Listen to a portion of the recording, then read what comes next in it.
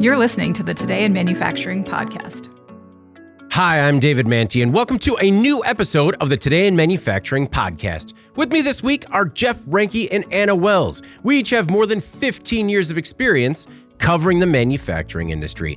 Every week, we take the 5 most popular stories on our websites and discuss the implications they have on the industry going forward. Before we get started this week, please make sure to like, share, and subscribe to the podcast. You could also help us out a lot by leaving the podcast a positive review on whatever platform you use. If you want to email the podcast, you can reach any of us at Jeff, David, or Anna at IN.com with email the podcast in the subject line. You could also subscribe to our daily newsletter. Make sure you get it delivered to your inbox first. And subscribe to us on YouTube at IN Magazine so you can join us live every Thursday. Jeff, how you doing this week? I'm good, but I am already warm. Yeah. So if you guys need to throw some water on me at some point here because I start fading, it's good. It's fine. Yeah. No problem. I did actively pursue a cooling vest jacket sponsor. Yeah. You know, I mean, we see them. Nice? Yeah, there are a couple, because most of them are with like compressed air.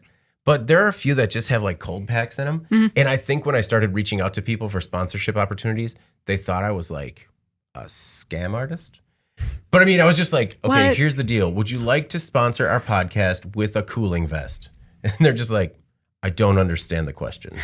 But, you know, if anyone's got that cooling vest hookup, send it over, even like a used one. Yeah. Used. No problem. I'll throw like those big blue cooling blocks in there, and just, you know, maybe that's what I gotta strap some of those to me.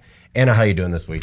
You could cut off your sleeves. That's something people do. Yeah, it's I'm familiar. I was like hoping to maybe like tear them off, although I'm like physically incapable of doing that. Yeah, don't do that. Yeah, it would just be like a bad stretch. You could try. I could try. It would be awesome. A bad stretch. David goes Hulk Hogan on this episode. Yeah.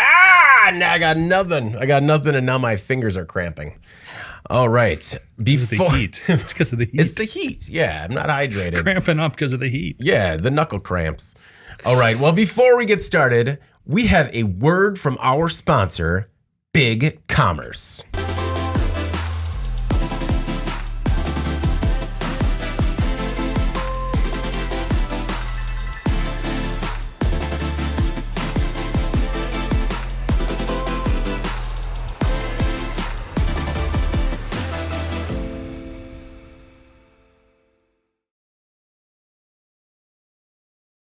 And we're back. And just a reminder that Big Commerce provides modern e-commerce technology that works with your existing systems. ERP, OMS, CRM, no problem.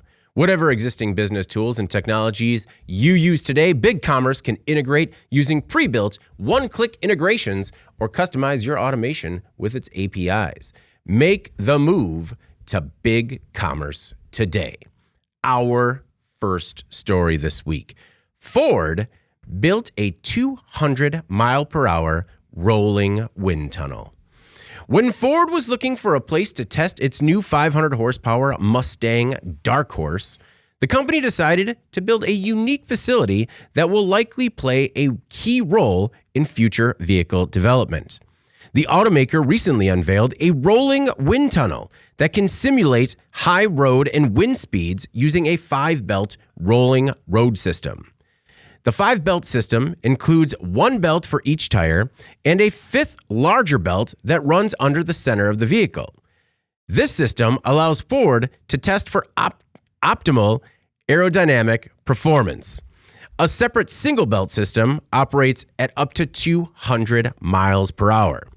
The system is substantial, and a crane has to be used to switch out the belts. The 5-belt system weighs about 70,000 pounds, and the single belt system weighs about 90,000 pounds.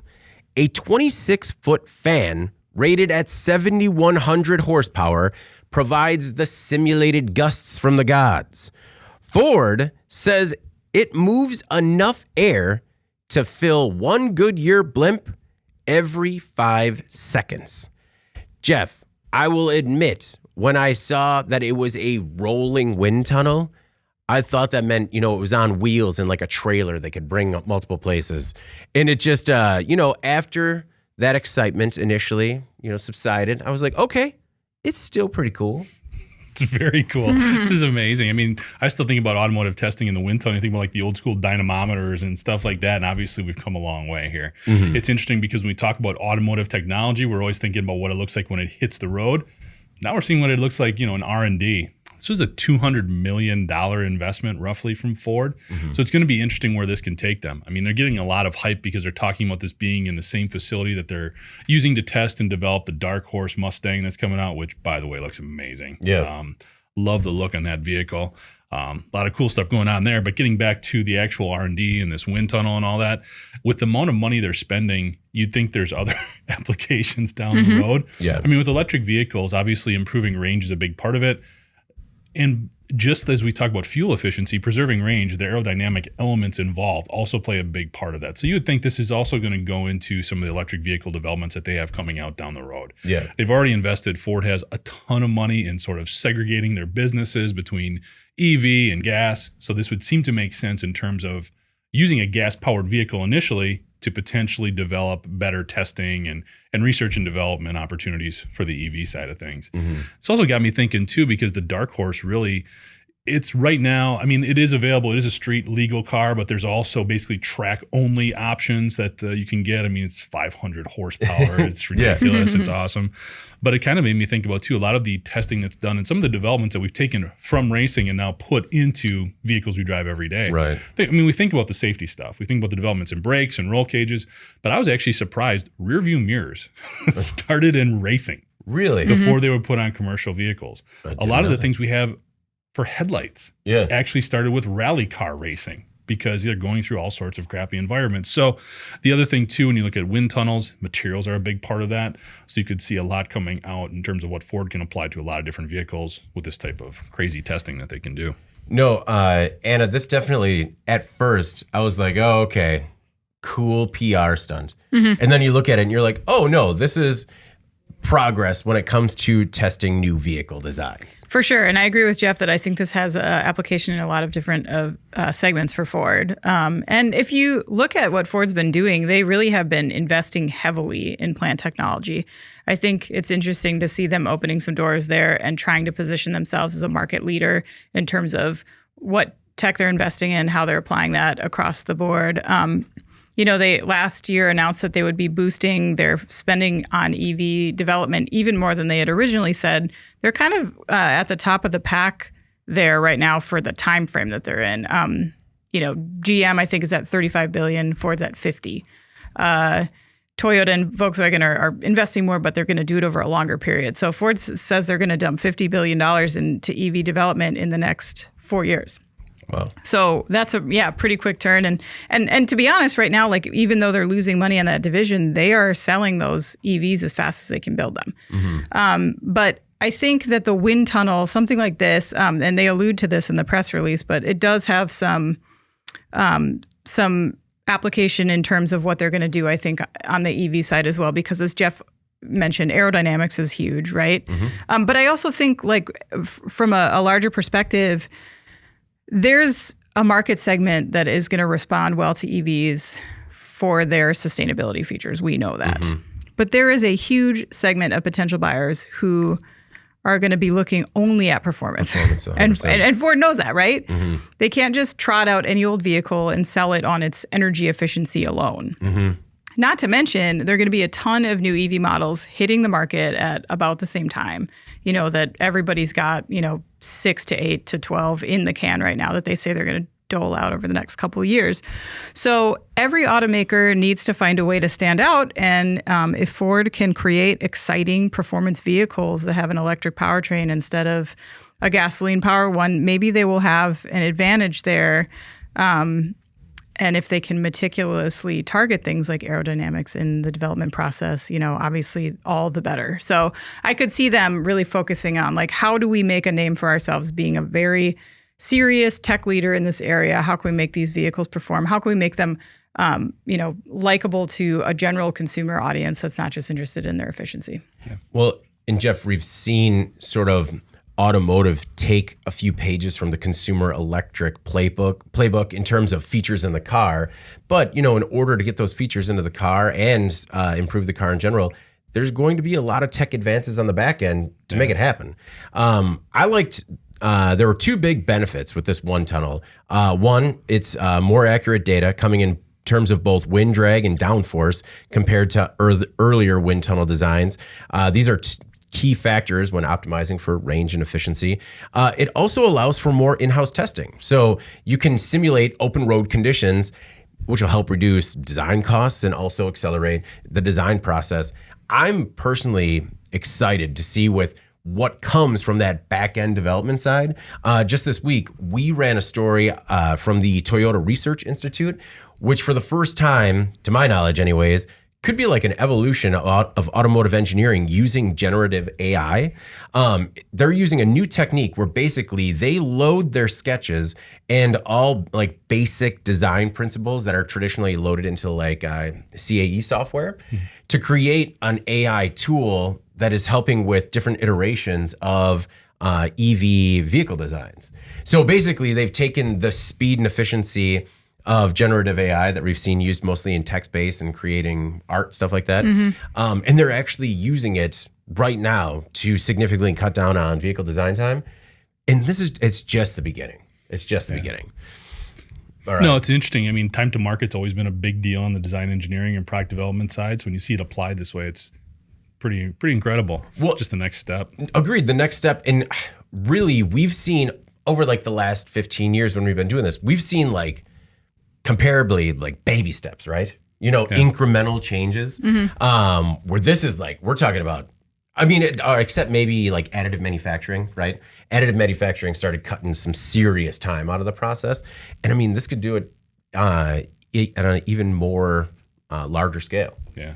You know, the other thing I just want to say too, if there's ever a better example of advocating for the sort of changing face of industrial jobs or manufacturing jobs, look at this wind tunnel. It is like a clean room. Yeah. It is incredible. No, it is. It's all white. I mean, that's why I highly encourage people to go and check out the video because you're right. It is stark white except for the giant blue Ford fan. And you don't realize how big the fan is because even though you see the car in there, you don't see the scale.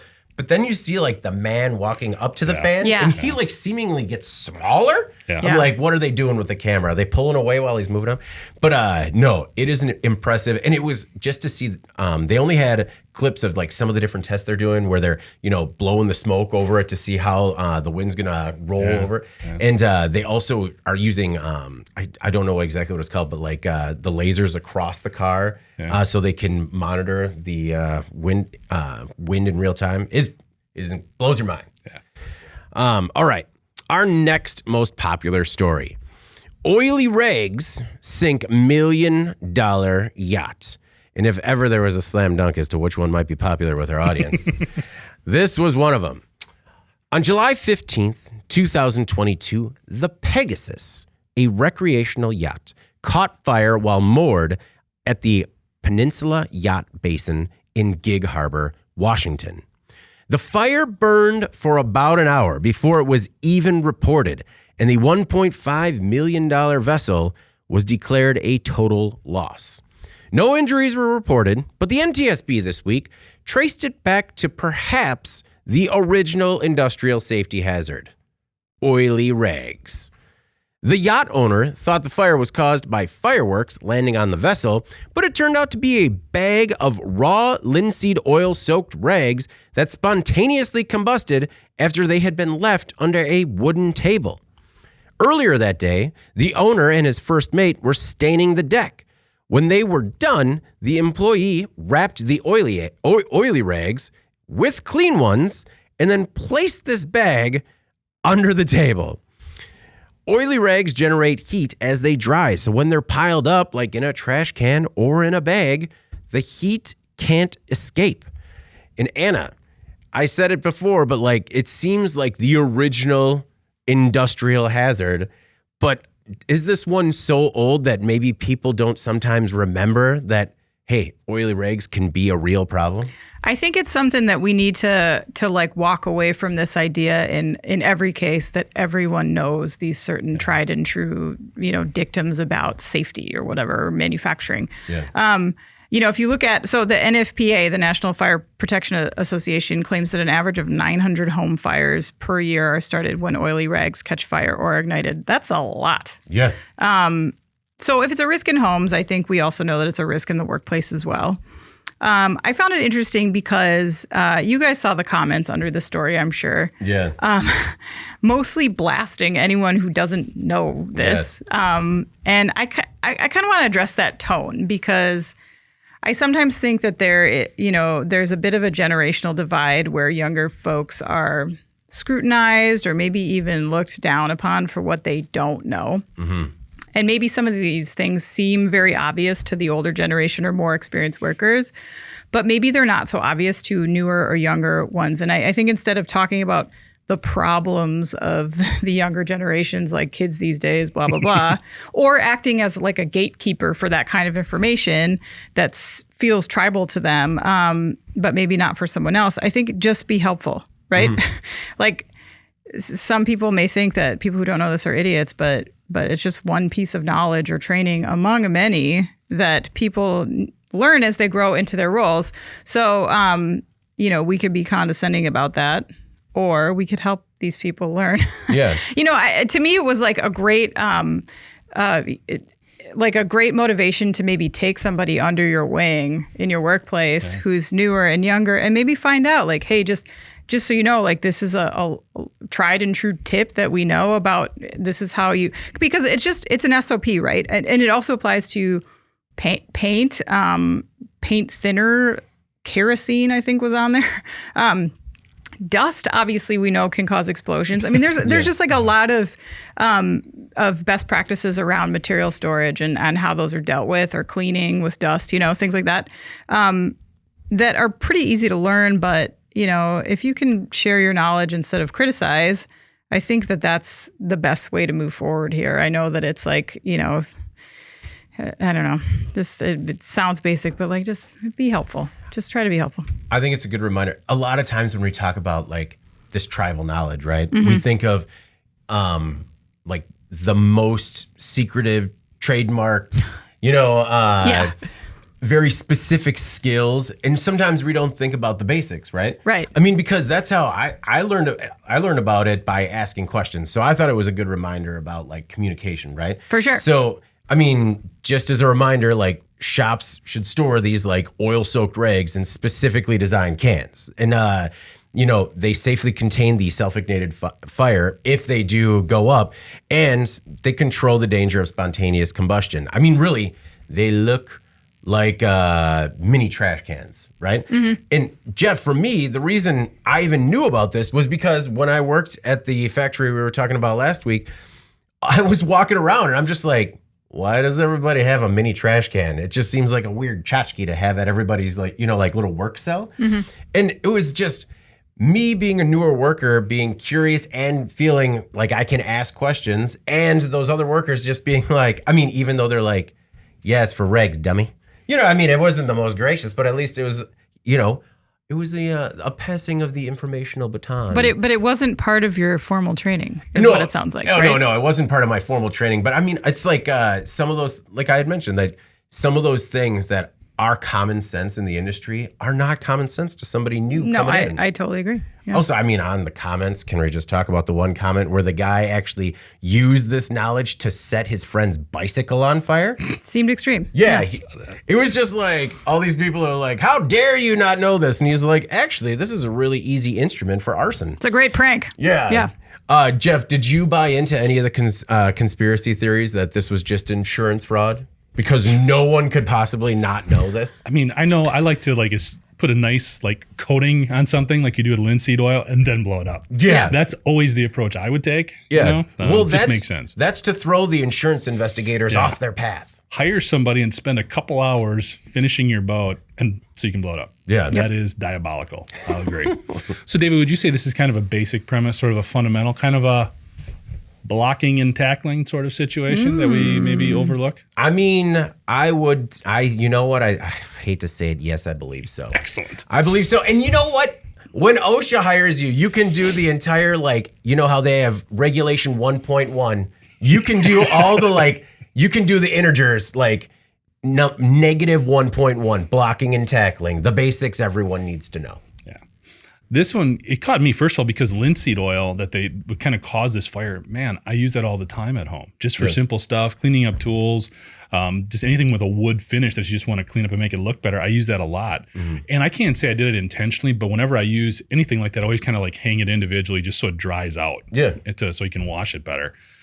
I never thought about this type of potential. Oh. I mean, and the other thing, I think this one could really sort of come out of nowhere because, again, it's not a lubricating oil. It's not something he was cleaning parts with or anything like that. Yeah. You wouldn't think something like this could create this spontaneous combustion fire.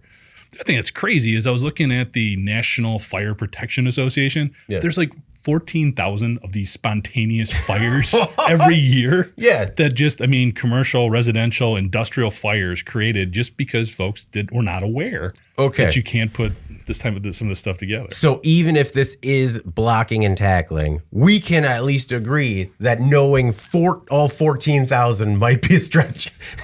Yeah. Well, yeah. But, there were other things, but like this dynamic of not knowing, just having some of these chemicals in proximity to each other can create a fire hazard just because they get warm organically. Yeah, that's crazy. And it's not something we think about, but obviously we need to do a better job of if it happens that frequently. Well, in a lot of those home fires, right, it's because people wash the rags and then think they're clean, but then when they put them in the dryer, that's when they go up. But these were not just homes. Yeah. Oh, I know. I'm just everything. saying, you had mentioned there was like 900 home fires caused by it. It's because, you just throw it in the wash, you think it's clean, throw it in the dryer, and that's when it bursts into flames.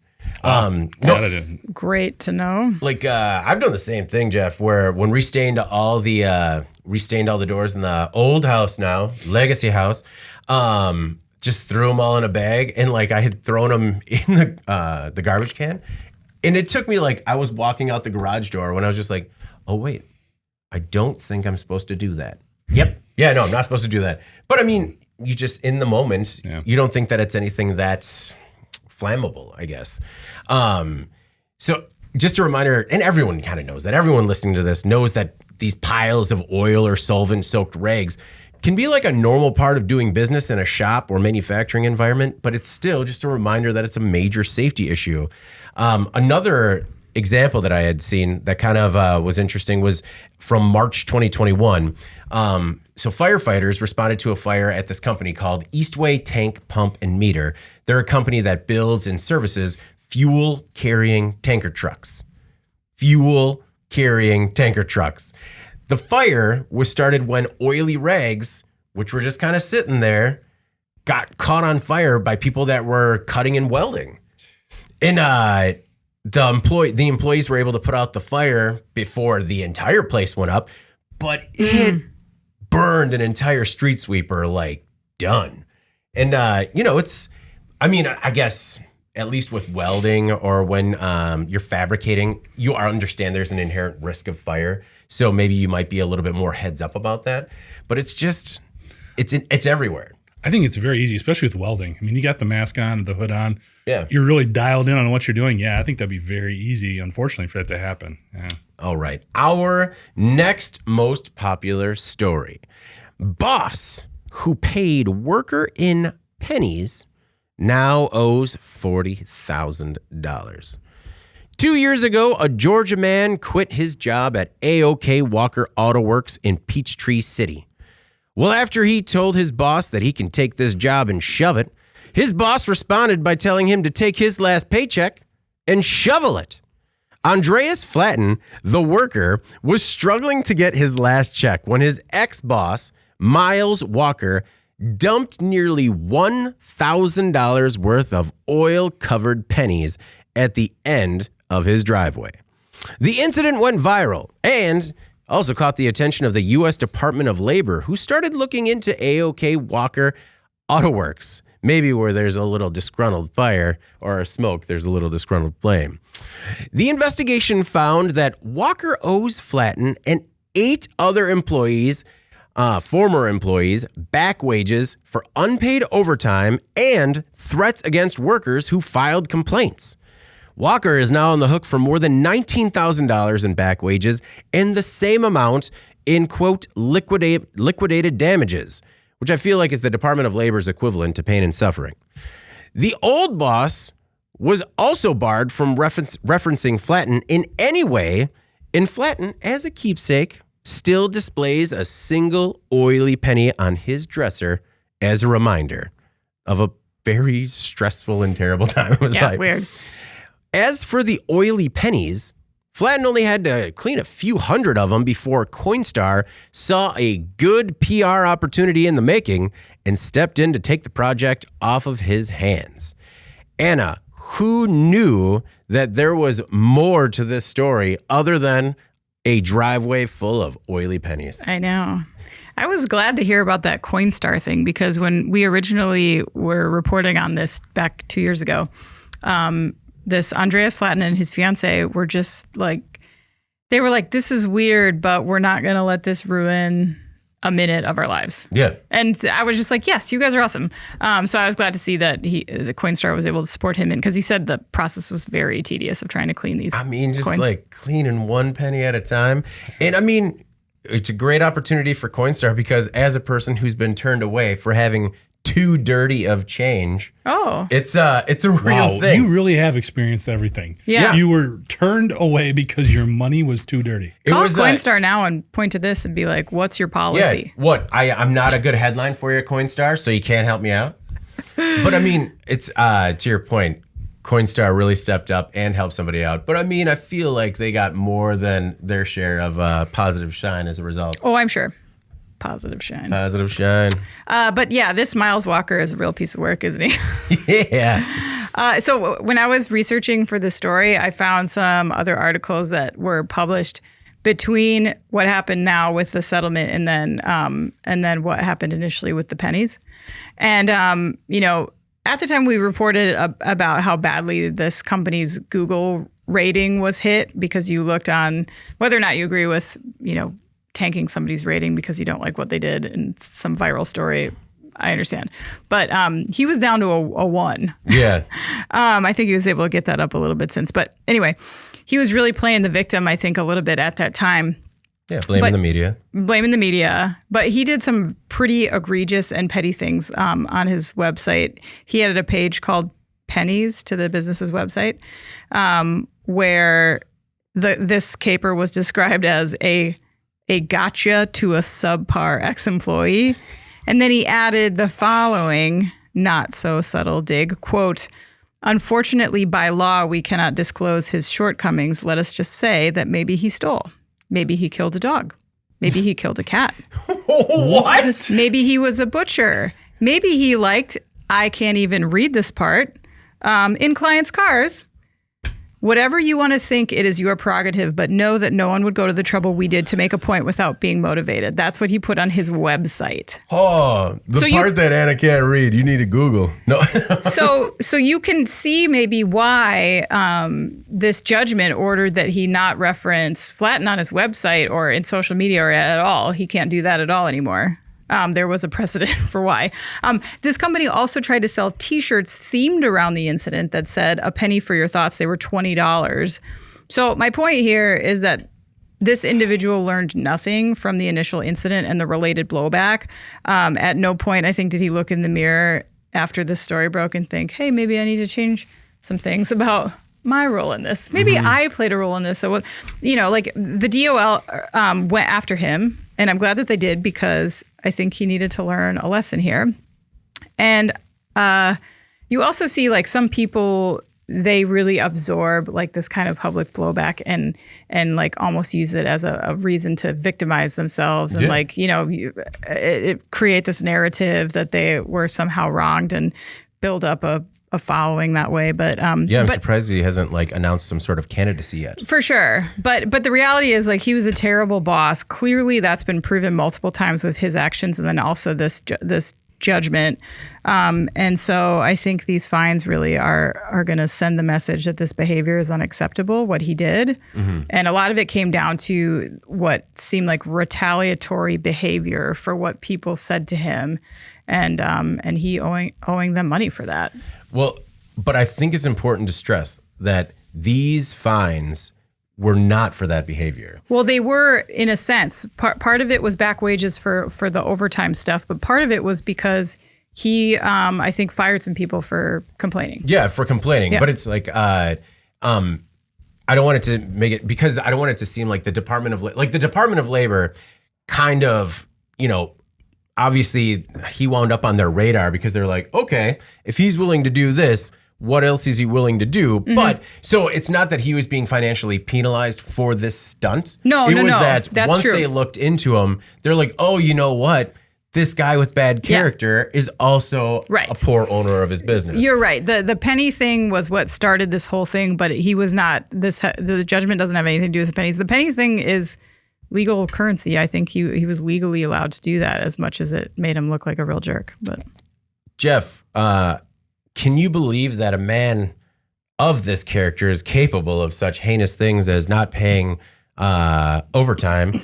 And also, are those shirts still available on his website? No, they're not. Okay. According to the website I was looking at, maybe he's got some other gig going. Okay. I'd love to pile on and go over everything Anna went through. Do it. But pile on. I think she's nailed it. Yeah. I think we know the character of this individual. I think sometimes when we run these stories, it's not always easy to draw the parallels to things that are going on in the industrial sector. It's outside of that. Mm-hmm. But the reality is there are a lot of them with this operating environment. When you look at automotive technicians and you compare them to plant maintenance managers or plant operations managers, these individuals are highly educated. Fixing cars today, not easy. Yeah. Okay. So these are educated technicians doing what they need to do to keep cars running. It's also an incredibly competitive marketplace. This is an independent repair shop. Mm-hmm. It's not affiliated with a dealership. Yeah. The number of independent repair shops is decreasing significantly year over year. Okay. So in order to keep good technicians at this facility, this individual is competing with all of these dealerships in the area. Again, these are people, they're spending tens of thousands of dollars on their own tools to fix cars and make a living.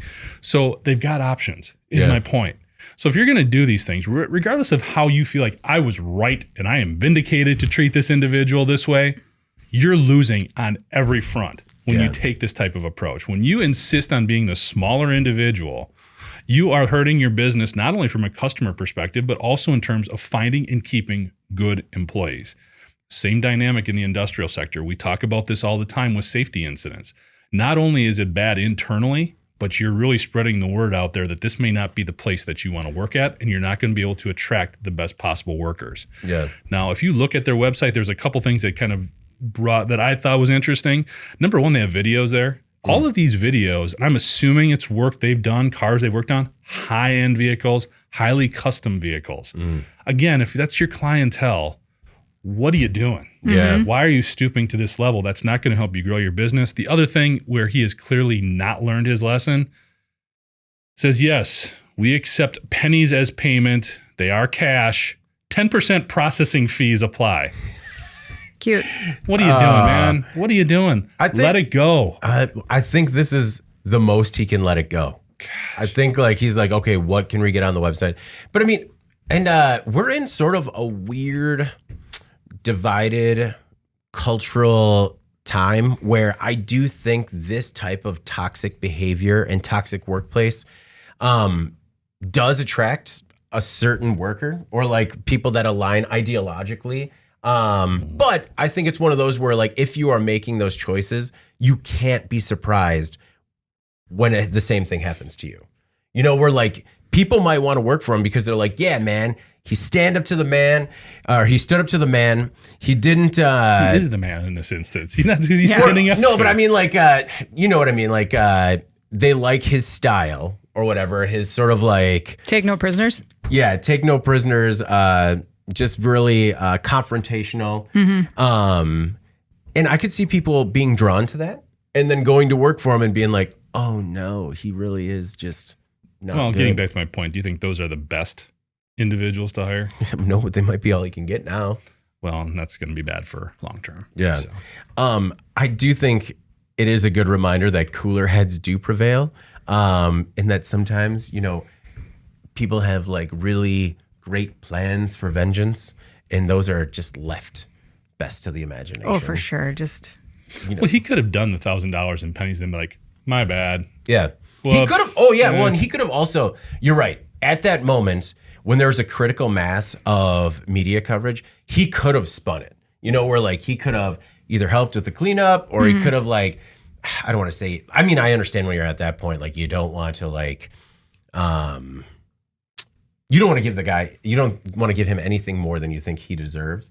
But he did have an opportunity to kind of like run with it and put a positive spin, rather than like double and triple down and just drive yourself further into the hole. Seth, thank you for the working hashtag. We're going to workshop it a touch. Our next most popular story. Pizza maker nets $2.8 million in penalties after a preventable death. Last December, a third shift employee was working under Miracapo Pizza Company's supervision at a sheeting facility in Gurnee, Illinois. The 29-year-old woman was using compressed air to clean a spiral conveyor when her head became entangled in the machinery. She died, and the OSHA investigation revealed that the death could have been prevented with proper machine safety procedures. The woman was working for a temporary worker provided by an Illinois staffing firm. She didn't receive any training on how to stop the equipment from moving before cleaning it, nor was she given the authority to stop the equipment. OSHA found a host of other problems at the plant, but what is most maddening is that the death happened about a month after a worker suffered an amputation while performing maintenance work on a sauce depositor at the same facility, and the same plant also saw a worker's fingertip amputated while attempting to clear a jammed pizza conveyor in 2021. Miracapo is facing more than $2.8 million in penalties and has been placed on OSHA's severe violator enforcement program. Jeff, we talk about these types of incidents all the time. One thing I'd like to focus on is the staffing agency and their possible culpability in terms of making sure that if you're going to provide employees into a dangerous environment, making sure that they are trained properly for the situation. I think that's going to be tough for the staffing agency. I mean, unless they're really focused exclusively on the industrial sector or a subsection of it, that might be tough. Okay? Well, I mean, or making sure that your partners who are hiring you are providing that adequate training. I would agree 100% there. I mean, we know what these conveyor belts look like, and we know how much automation is involved. We know how complex they are to install, operate, and maintain. Mm-hmm. We know that because we've been covering it for 15 plus years. Yeah. For someone who's coming in cold to then be charged with doing that and not even have an understanding or the ability, whether it's a login credential or whatever, to stop the conveyor belt to clean it. Yeah. That I sound like a broken record here. It's a culture thing. Like, there's no way this is just one individual who dropped the ball here, especially now when you see all these other incidents. Mm-hmm.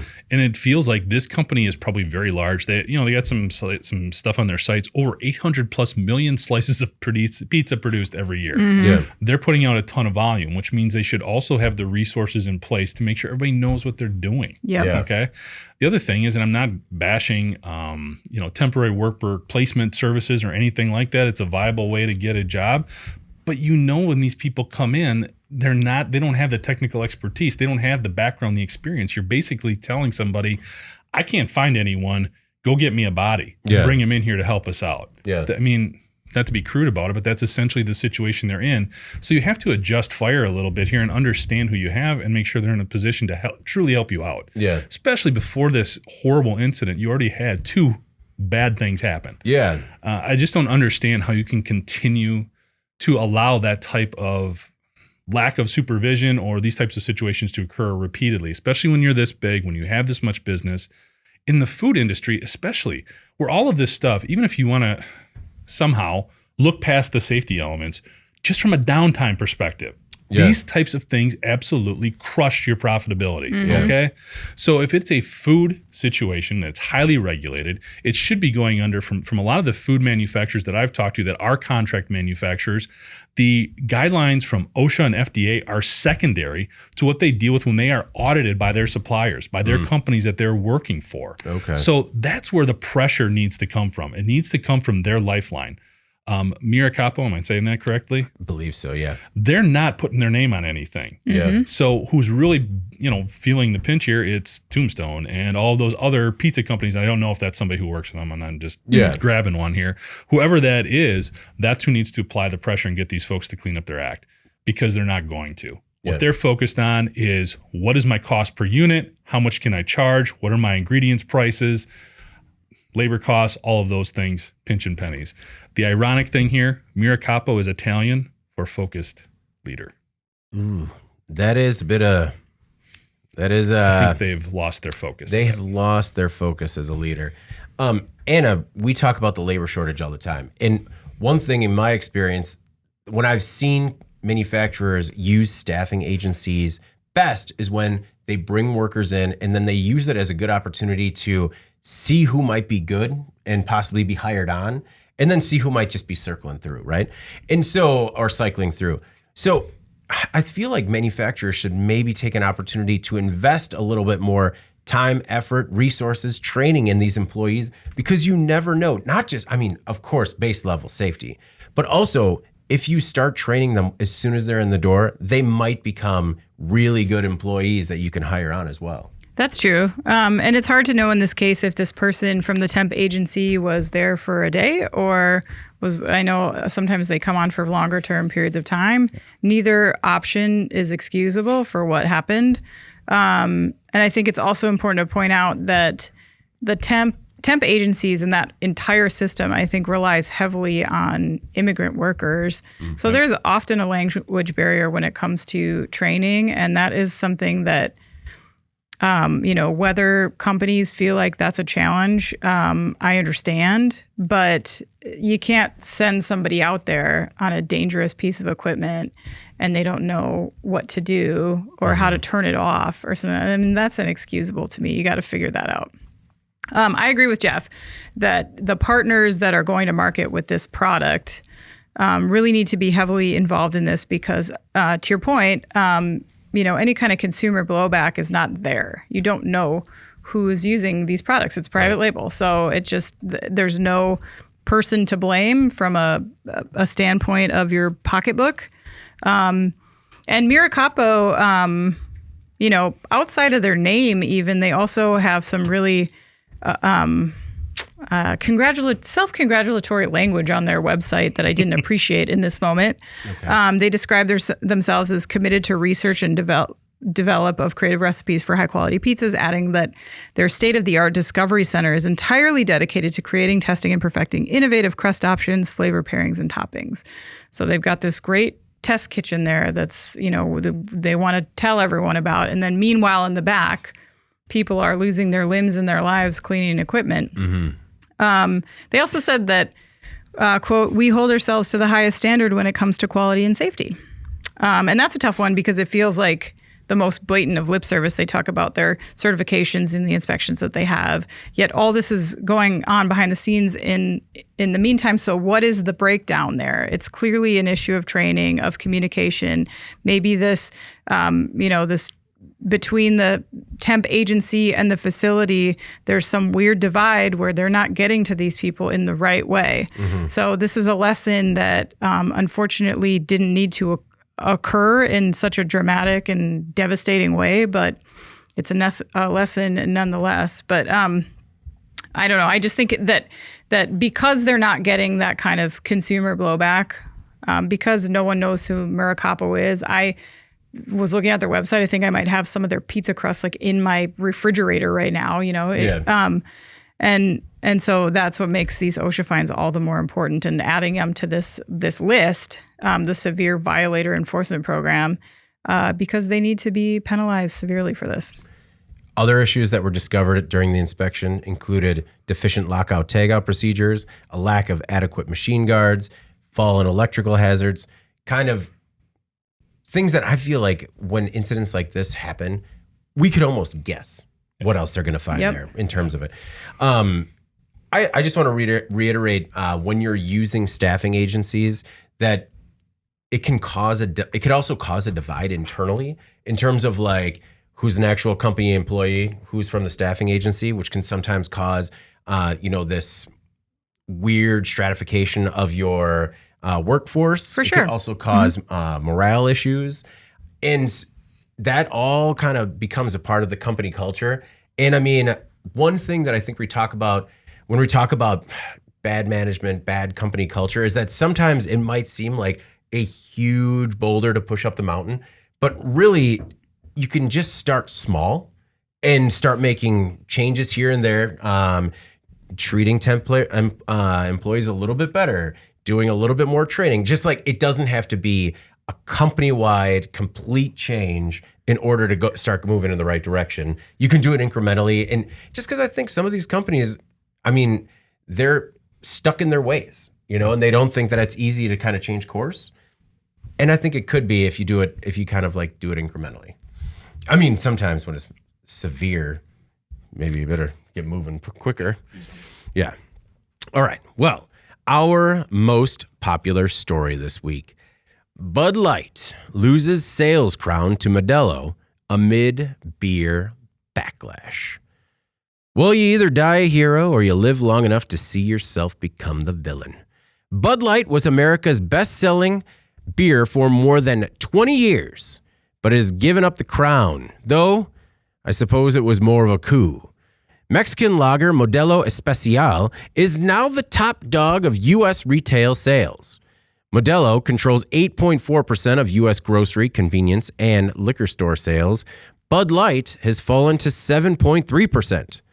The sales decline has transpired over the last 3 months after a marketing misstep turned America's favorite rice beer into cerveza non grata. The company believes Bud Light could still retain that crown this year. Bud Light sales volumes are actually higher than Modelo's, but Modelo's sales are increasing by double-digit percentages every week. Sales in bars and restaurants, which are harder to track, aren't included in retail numbers, and Bud Light far outpaced Modelo in these venues prior to April. However, it's believed that Bud Light took a significant sales hit in bars and restaurants, much more so than it did in grocery stores. According to some analysts, Mexican imports like Modelo and Corona have been a bright spot, one of the biggest bright spots in an otherwise stagnant U.S. beer market for years. Anna, with this news, I guess I wasn't so surprised that Bud Light had lost its sales crown, but I was surprised by how long they had it, more than 20 years.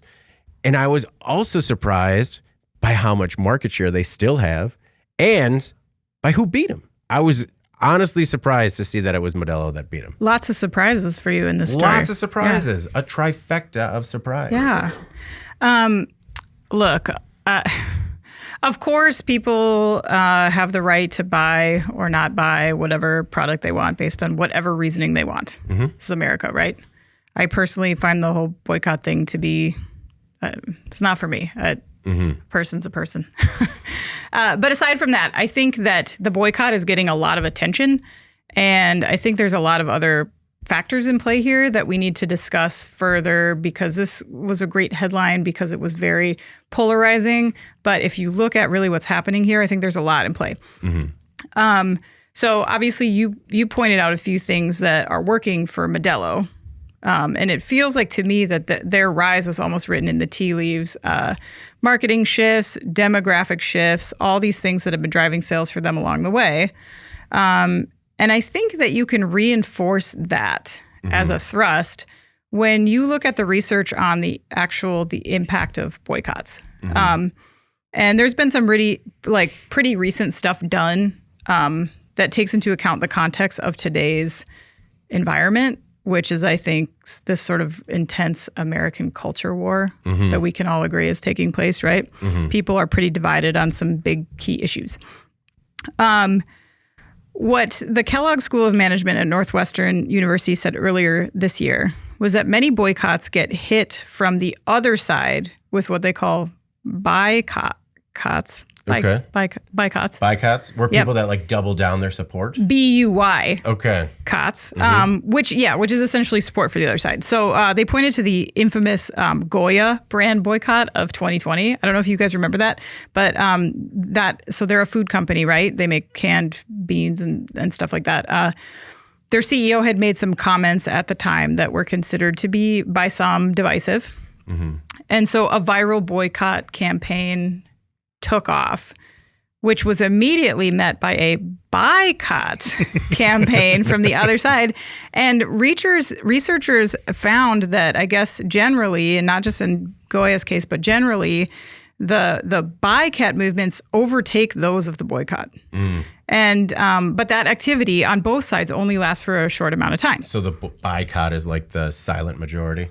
It's like, yeah, it's like people will like, no, we support this. So yeah, so we're going to buy it on purpose. It's kind of like you always say, like where the consumer makes, like the consumer says more with their purchase than anyone kind of does aloud. Correct. And so both of those factors are in play generally, especially when you see something that gets this much visibility, right? Yeah. But they also add that it's possible that there is, whenever there's a boycott, there's a branding boost for that company just because their name is in the media more. So just anyone like not having any opinion on this whole thing just is like, oh, I actually could use a beer right now because they're hearing the word Bud Light. So, so I think like the fact that this high profile boycott has been going on is relevant, of course.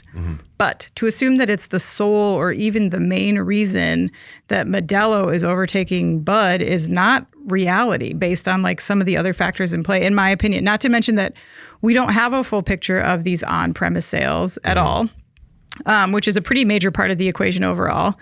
So I think like any boycotter who wants to view this as a resounding win might need to pump the brakes and kind of look at the data a little bit. I mean, keep in mind that Bud Light is still very popular, as you mentioned, and has sold more cases than any competitor year to date. So it's not exactly as if they have been thrown to the wolves. Yeah. So it's kind of all press is good press in some respects. It could be, but I think, my major point here is that Modelo has been gunning for them for years. Yeah. And they started marketing to the U.S. market in 2015. They've been spending a ton of money marketing. They had a ton of presence in like coastal areas like California, very popular area for this beer. And I think it's just starting to spread. So yeah. Well, Seth, who's watching us live, Seth, still working on that hashtag, but we really do appreciate it. He says that Modelo is just a far nicer product. Thumbs up in his opinion. Some of the things that, the trends that you're talking about, Anna, the pandemic accelerated Modelo's U.S. sales greatly because it's seen more sales from retail stores than from bars and restaurants. So, Jeff, when COVID shut down bars and restaurants, Bud Light took a huge hit, whereas it didn't really hit Modelo as bad.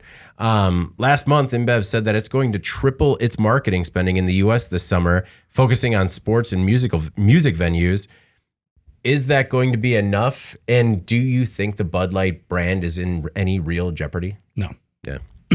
No, I think big picture, they will be just fine. Yeah. Okay. They will remain Bud Light. Yeah, and I think there's a lot of stuff. I mean, the narrative is to focus on some of the controversy around Bud Light contributing to all these sales, and I'm sure it's played a part. But I think the bigger element is Modelo, I think, has done, Anna alluded to it, since 2015, they have their base. They've built a very solid base in terms of the Latino and Hispanic beer drinking audience, okay? And they've captured that. They're consistently serving and growing there, and then they've taken advantage of some of the other opportunities when somebody maybe was looking for a different beer to buy at the grocery store.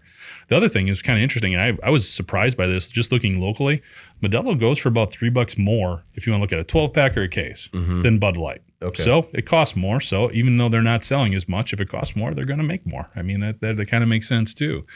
The other thing is just the dynamic behind the beer drinking consumer right now. There are so many options. I mean, in terms of what you want to do. The other thing is look at when we went to the Brewer game.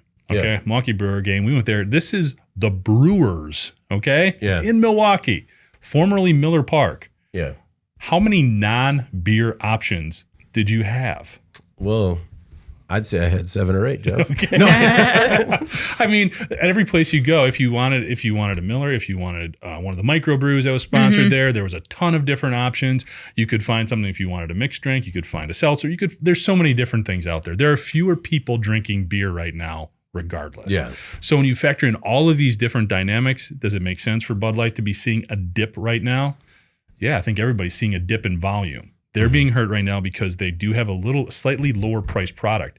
The other thing that's really interesting, and I just see this organically from my friends and stuff like that, Busch Light has come out of nowhere. Yeah. What? It goes for the same price, essentially within 50 cents to $1 as any Budweiser or Bud Light product. Yep. Now, Busch Light's your thing. Go for it. It was never my thing. I always thought it was maybe a lower cost, less premium product. But man, it has got such a hardcore following right now that's also helping. I saw some stuff here. It was a report from another consumer group. It said Bud Light sales declined 4.3% this year compared to the same period last year. Busch Light saw a 12.7% increase, and Michelob Ultra, which is another Anheuser-Busch product, saw an 8% rise. So by the way, Anheuser-Busch still has the number 2 and 3 selling beers in the country. Yeah. We're seeing this right now. I think we're also getting into premium beer drinking weather with the summer coming up. A lot of people at ball games doing stuff outside. Lower priced product that still has a quality brand name is going to start doing pretty well. Busch Light has really pushed on the marketing. You know, talking about seeing it at stadiums. You know, they sponsor the duck blind of our Northwest League Mallards, and we have a lot of friends that enjoy their Busch lattes, as they call them. Yeah, it's but I will say also, as a Bud Light household, a Bud Light friendly household, the getting's good right now because they're trying to keep consumers happy. And there was like a $15 rebate if you bought a case the other day. I'm like, can I buy in volume? Like, I will take a pallet. When does this expire? Let's do the math real quick. So, you know, I understand that regardless of where you stand on it, if you just enjoy Bud Light and you're still buying it, like, You're benefiting. you're Absolutely. benefiting a lot. Just to reiterate as well, this Wednesday, an Anheuser-Busch spokesperson said for the year, Bud Light remains the #1 brand in the U.S. nationally in volume and dollar sales. So, what is it Seth got for us too? Less premium is a nice way to put that, Jeff. Yeah. Hey, whatever works. That's A fine. less premium product, and the reason we need 2 recycling bins. I'm still a champagne of beers guy. So Yeah, I feel, talk about beers that were resurgent.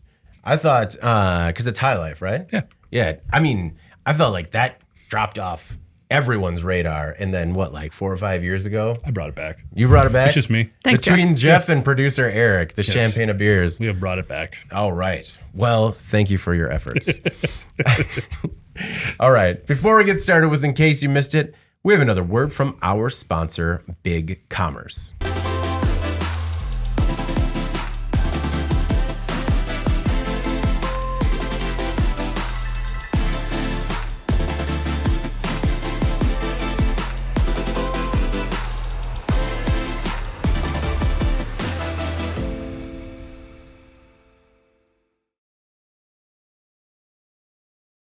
And we're back. And just a reminder that Big Commerce provides modern e-commerce technology that works with your existing systems.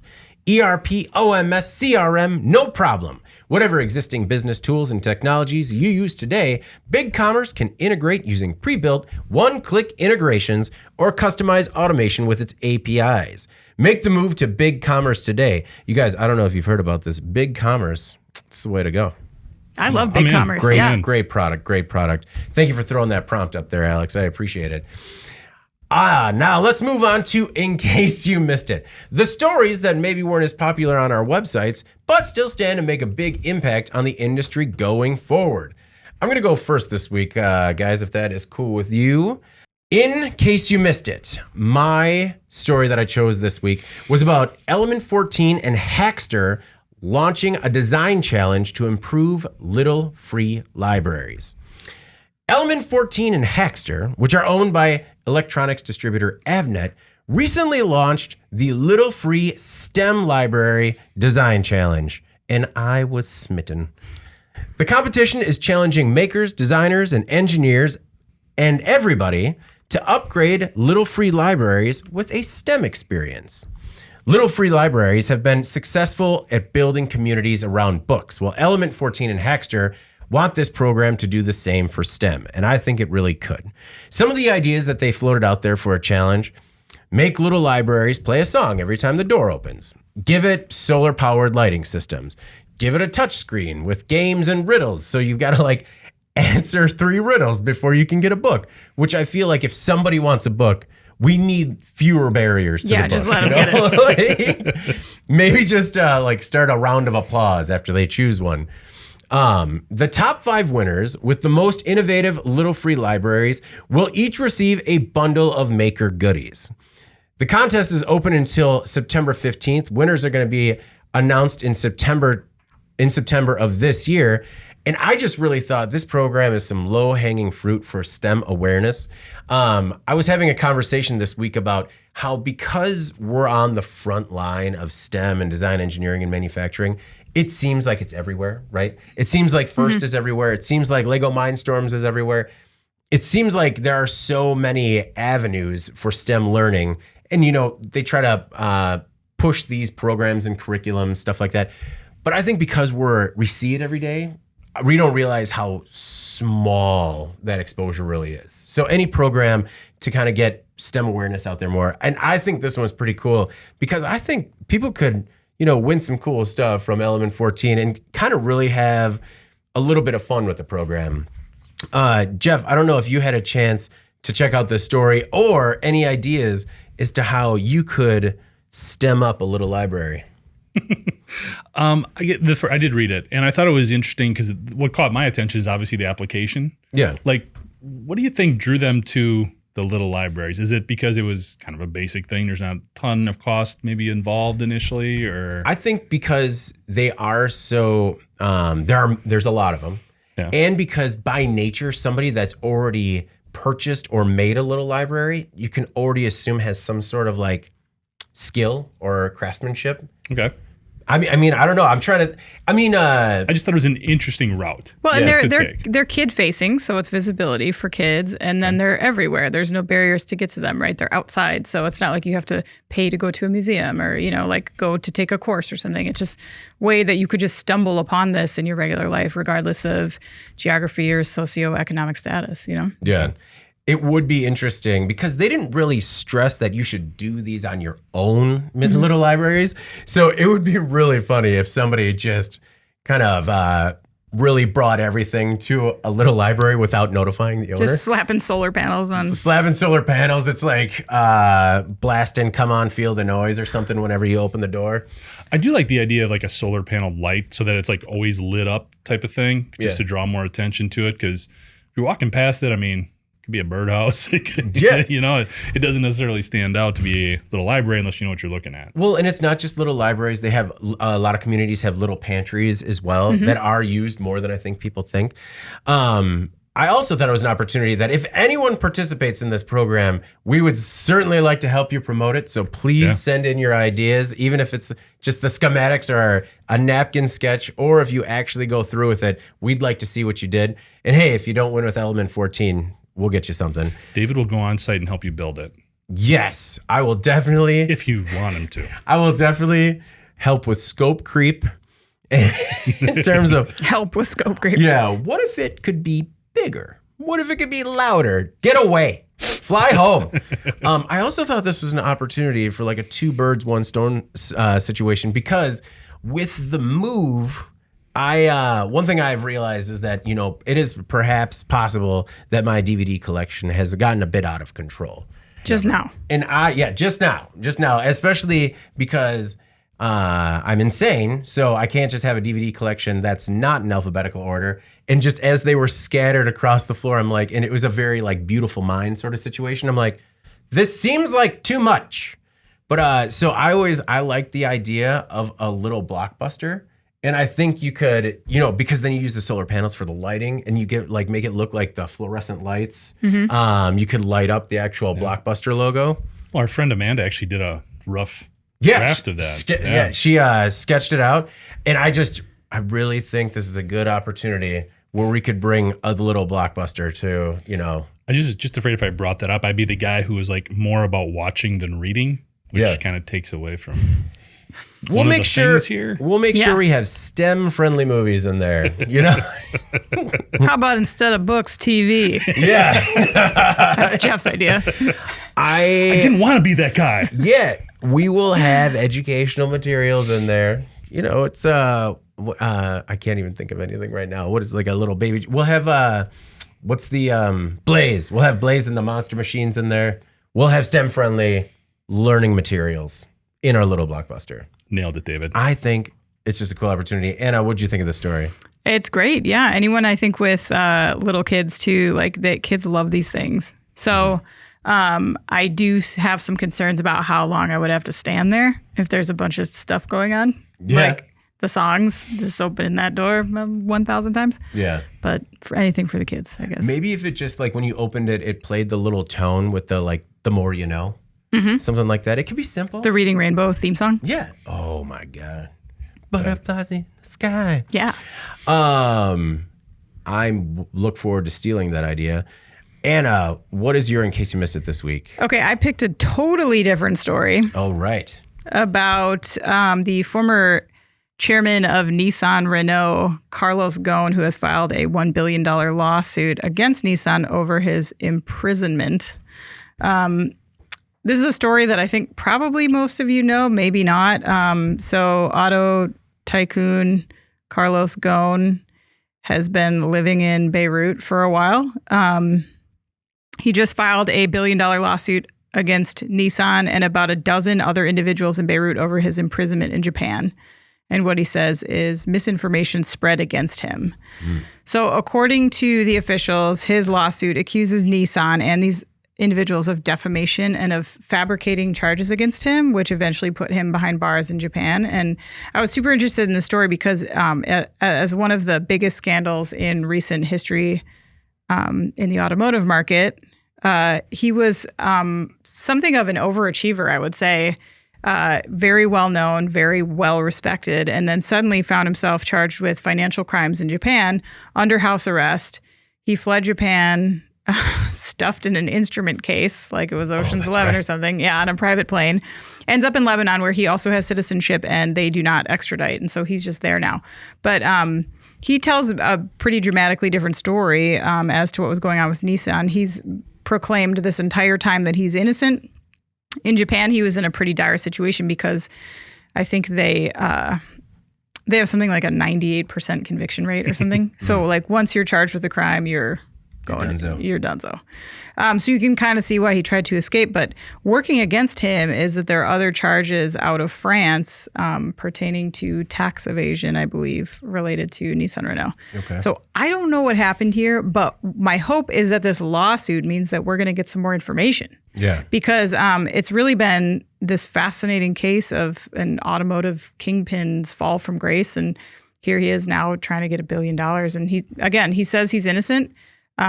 They're saying that he, I think, hid his compensation and like there was all these other things about white collar stuff, but we'll see what happens. I don't know. Maybe I'm just a dork and like super into this and no one else is, but I was like, yes, a development. It's one thing with there was a lot of news around this case, but it never really, other than the getting smuggled out in a music case. Yeah. There weren't a lot of details about it. No, and it's sort of unsatisfying in that sense because now he's just like living in Lebanon and it's like nothing's happening because they won't send him to be, charged anywhere else. So he's just like sitting there. Yeah. And I mean, it's one of those situations too where like, right, unless, I could see a settlement happening where both have like non-disclosure agreements or where everything is sealed and we never wind up knowing more. But true, yeah. There's the potential. Jeff, what did you think about the lawsuit, the $1 billion lawsuit against Nissan? I want to know how he got to $1 billion. You want to see the math? Just pick a number that feels right to you. Yeah, like I would see if it was me, I would have picked like an odd number, like $724 million. How'd you get there? Well, let me explain it to you. Yeah. Wages plus. Yeah. It is pretty intriguing that he's been allowed to stay in Lebanon for that long. I mean, that whole story about him getting smuggled out by like that father-son special forces team was pretty crazy. Yeah. And you'd kind of wonder too, now for him to like go to court, wouldn't that sort of leave him open in some way, shape, or form to be grabbed by law enforcement and taken back for trial or something? So I don't know. This is kind of a weird one. I understand sort of where he's coming from in a weird way, but yeah, there's a lot of details not out there. Maybe that is his goal, just to have more of a day in court that's less about criminal charges and more about exposing everything that was going on. No, I mean, it definitely doesn't seem like a tactic that, like, you wouldn't want more exposure if you were guilty of everything they're saying you're guilty of, right? Well, I think he's also like pretty safe there because Lebanon does not extradite its citizens, so he will not have to, you know what I mean? How as would long that as work? he doesn't leave the country, I think he is safe there. So as long as you Remote in. file the suit or whatever in Lebanon, that's where it takes place. They wouldn't have to go I don't know. to Japan or But I think he's whatever. smart enough to not do that, right? So like, Yeah. Yeah, true. Very true. Well, Jeff, what is your, in case you missed it this week? All right. I looked at something a little bit differently. This is from Sister Site Medical Design and Development. This is about a new sensor that was developed to help identify seizures, like for epileptic patients, people with epilepsy before they actually happen. So one of the things that's been in place is a lot of individuals who have very severe epilepsy have dogs because your body releases some chemicals and actually produces, I don't know if odors is the right way, but smells or chemical signatures that dogs can pick up on and identify as different in advance of these seizures. So they can basically, in some cases, warn the patient, hey, you're going to have a seizure here because the dog is doing whatever the dogs do to indicate that. And that helps alleviate a lot of anxiety because one of the worst things for someone with epilepsy is they don't know when these things are going to happen, obviously, and it can make them very, socially paralyzed almost in terms of how do I go out? How do I socialize? How do I have a job if I don't know that this is going to happen? Yeah. So a lot of these developers, I'm looking with the Sandia National Laboratories, and they partnered with No Biological. They've developed a sensor system that works similar to the dog's nose. In other words, they can pick up these VOCs or volatile organic compounds and identify them as the same things that come in advance of an epileptic seizure. Right now, the sensor is giving you like 22 minutes of warning to the wearers in terms of, hey, you're in line for a seizure. This allows these individuals to get to a safe place, take medication, do whatever they can do to at least minimize the effects, or in some cases, actually allow this, prevent the seizure from happening. Wow. So right now they've developed the sensor. It happens, right now the way it works is they can swab the patient's skin, feed it into the sensor identifies what's going on. The next step is really getting it to a more wearable level where it can basically just be in contact with the skin as like a watch or something you can wear on you and identify what's happening and give the patient warning. So they've developed the sensor. Now they're trying to figure out how to make it more applicable to work with a patient. Yeah, they are at the point now where it needs to become the wearable that is constantly smelling your skin, essentially. Yeah. No, that is an incredible development. When wearables first became a thing, right? It was all about smart watches and how they can sort of help with everyday things like small conveniences. But I think this is just a great example of how wearable technology is going to play a much more significant role in the medical industry going forward. Yeah, it's exciting. And, you hate to see these people who have these conditions that they can live with, but are severely limiting to their freedom and accessibility, have to deal with that. So, obviously you want to make sure it's going to work every time. That's kind of the scary part because, people who feel like, they can open up their lives and maybe drive a car or, like they need to be able to, every time this works, be able to stop that car before that seizure hits. So, but definitely interesting tech, and I look forward to seeing it, test and hit the market soon. So, when you think like where else could this lead, right? I mean, this is one very specific application, but taking some of this different technology and applying it to even beyond the medical field. When you look at factory safety, and a lot of different gases and different chemical compounds that you can be exposed to. Even in your home, gas leaks, stuff like that. When you're about to be overcome by fumes, like getting out of there, knowing and being, Well, it was what was the chocolate factory? The chocolate factory that blew up. All the workers said they smelled gas and they did nothing. If they had a wearable that said this is gas, run, maybe it would have saved some lives. And I think that's what's exciting when it starts in medical. Some of the cost constraints I'm not going to say they're ignored or they're out the window, but they're more flexible in terms of people are willing to put a lot more money into the development of a lot of these projects. And then we can take it from there and sort of scale away a little bit and make it work for less, significant situations, whatever you want to say. Make it a little bit more palatable. What is significant is that they're talking about starting beta tests like now. Yeah. And they think they could have a commercial device out by the end of next year. And that's impressive. That's impressive work. So it's not, sometimes, Jeff, when you have a thing that leads to the thing, like we're talking 20 years out, right? We'll see you next year. Yeah. All right. Well, before we get out of here, let's move on to our final thoughts. Anna, what do you have for us this week as a final thought? I just want to give you a heads up that I will be appearing on a podcast next week. If anybody wants to check it out, it's called the Digital Supply Chain Podcast. Nice. I know. I'm excited. It's hosted by Tom Raftery, and he is he's worked in tech for a really long time, including for SAP.